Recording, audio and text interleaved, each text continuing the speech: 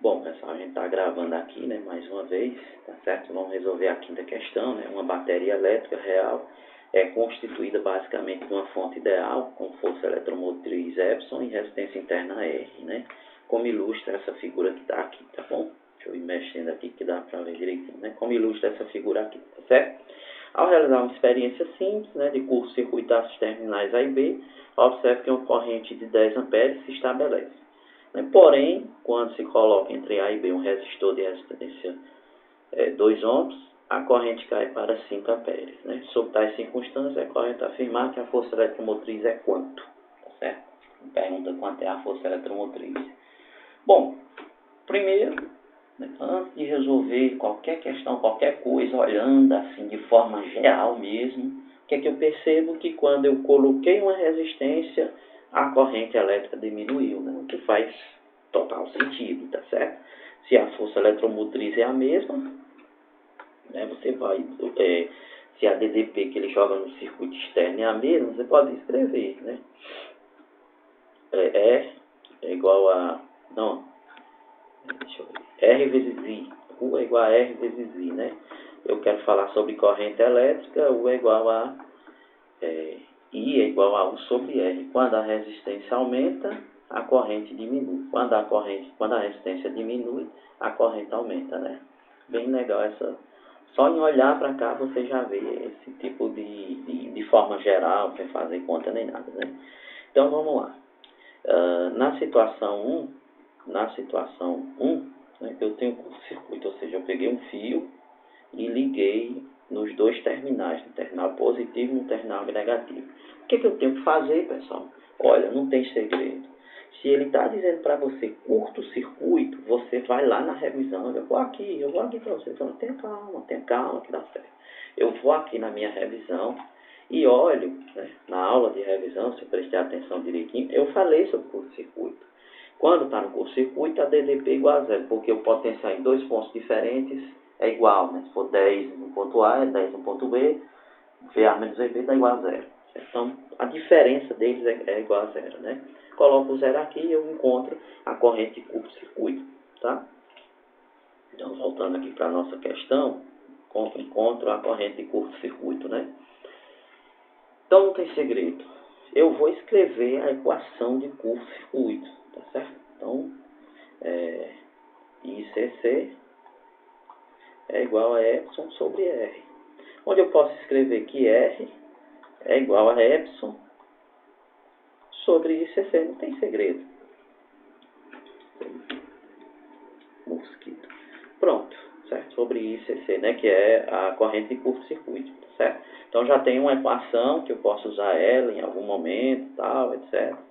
Vamos deixar ela aqui, sublinhar ela assim só para a gente não perder ela, tá certo? E na segunda situação, vou botar aqui, pronto. Aqui é uma situação, dividir assim com essa. Pronto. Na segunda situação, eu peguei o circuito e coloquei uma resistência externa, tá? Coloquei aqui uma resistência externa. O que foi que aconteceu? A corrente diminuiu, né? Então deixa eu só apagar aqui. Pronto. O que foi que aconteceu quando eu coloquei essa resistência externa? A corrente diminuiu. Se você olhar para cá, este circuito é um circuito sério. Eu tenho uma pilha e uma resistência em série com a pilha, né? Como é que eu resolvo esse circuito série? Eu uso a lei de Pauli-Electron. A corrente é igual à força eletromotriz dividido pela soma das resistências, né? Rzinho mais Rzão. A resistência da pilha, ele dá aqui, tá pequenininho, né? Mas você sabe que tem. Ele dá aqui, ó. E a força eletromotriz, que está aí em cima, e a resistência externa, né? Tá? Da onde apareceu essa equação, lá na teoria eu mostro, mas só para lembrar aqui, a ideia é a gente aprender, né? Eu tenho que a equação do gerador, estou falando de gerador, é igual a U, igual a Epson menos R vezes I. Onde tem U eu posso colocar R vezes I, ó. Certo? Coloco R vezes I, Epson menos Rzinho vezes I. Coloco esse termo para o lado esquerdo, né, para o primeiro membro, ele vem para cá positivo, o I aparece aqui, aparece nele, coloco em evidência e eu vou chegar nessa equação aqui, tá certo? A primeira equação é da corrente de curto-circuito, a segunda é da corrente de um circuito em série, né? Tá certo? Se não fosse em série, aqui teria uma outra resistência e tal, etc. E colocar mais uma resistência, uma R2, por exemplo. Aí aqui você tem que colocar uma resistência equivalente, tá certo? Também não é essas coisas todas para você resolver, não, esses sistemas um pouco diferentes, tá? Mas de todo jeito tenho duas equações. Se você olhar, ó, eu posso substituir esta primeira aqui, ó, esta daqui, vou colocar a mãozinha que é mais fácil de ver, ó. Esta daqui eu posso substituir aqui, né? E é exatamente isso que a gente vai fazer. A gente vai pegar a equação primeira que a gente viu e substituir na equação segunda. Vou colocar aqui de azul, que é mais legal, né? Eu acho pelo menos mais legal. Então vamos lá.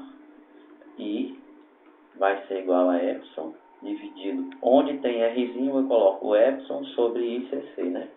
ICC, esse C tá cansado, pronto. ICC mais Rzão, tá certo?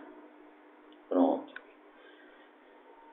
Aí agora, pessoal, eu posso substituir os valores, tá? Aqui é 5, né? A corrente quando tem resistência é 5. Aqui é epsilon mesmo, epsilon. Aqui eu sei que é 10, que é a corrente de curto-circuito. E aqui eu sei que é 2, né? Ali do meu enunciado, tá certo? Você vem aqui para o enunciado, a primeira corrente que aparece é a corrente de curto-circuito, né? Corrente de curto-circuito. Esta corrente aqui é o meu I, quando existe uma resistência, e aqui é o meu R, tá legal? Vou dar uma lidazinha que você consegue entender direitinho.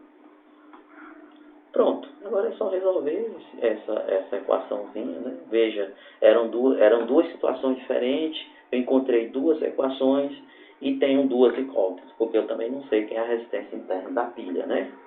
Certo? Isso aqui é a mesma pilha, você pega a pilha, monta esse circuito, desmonta o circuito, depois eu monto este aqui, tá bom? É a mesma pilha, eu estou fazendo duas experiências com a mesma pilha e vendo. Agora o resto é só resolver essa equação aí, né?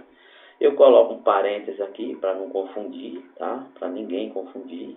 E aí, ó, vai ficar 5 vezes epsilon sobre 10 mais 2, né? Aí tem um parêntese, epsilon sobre 10 mais 2, igual a epsilon, né? Aí eu multiplico o 5 por epsilon sobre 10, mais 5 vezes 2. Então aqui vai ficar 5 epsilon sobre 10. Nessa hora, pessoal, você chegou aqui, ó, dá uma dica legal aqui para você. Você chegou aqui, meu amigo, minha amiga, não tem jeito. A partir daqui resolva, tente resolver sozinho, porque lá na hora da prova é você sozinho, não tem, certo? Tente resolver, não conseguiu, aí veio fazendo, depois tenta de novo, e é assim que a gente aprende, tá certo? Não tem segredo.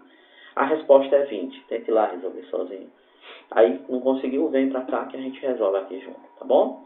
Então, aí veja, eu posso dividir 5, podia tirar MPC, não sei o que, etc, mas não vou fazer isso não.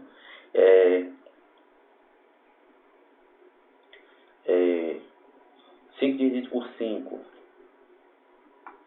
5 dividido por 5 é 1, 10 dividido por 5 é 2, né? Então aqui vai ficar, ó,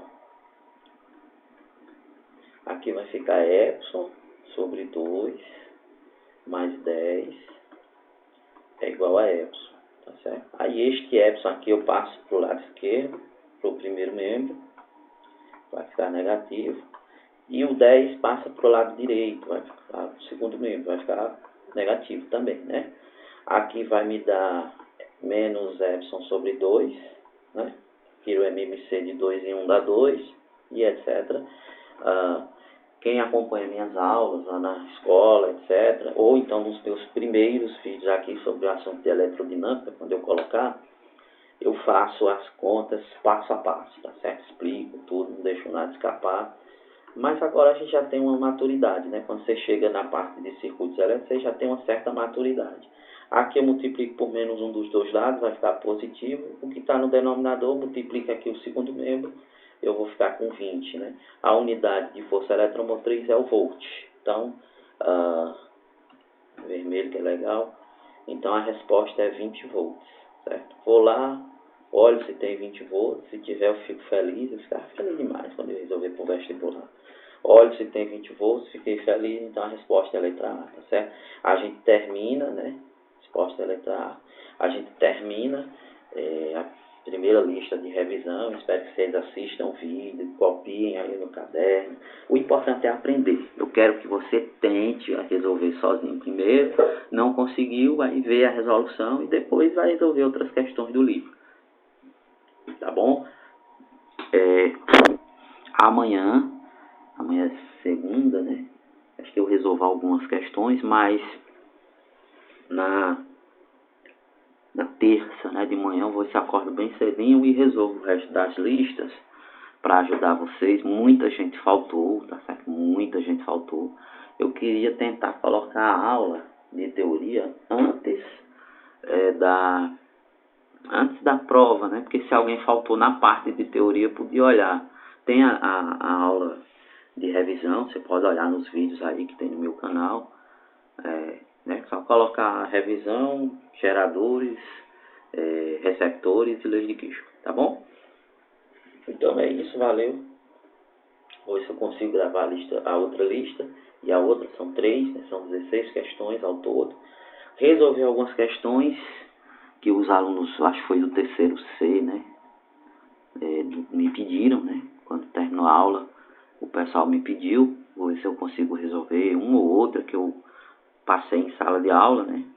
Alguns alunos resolveram, outros não, aí eu resolvo aqui, não tem problema não. O importante é a gente treinar, aprender, esse assunto é muito importante, né? E é isso, pessoal. Muito obrigado, valeu.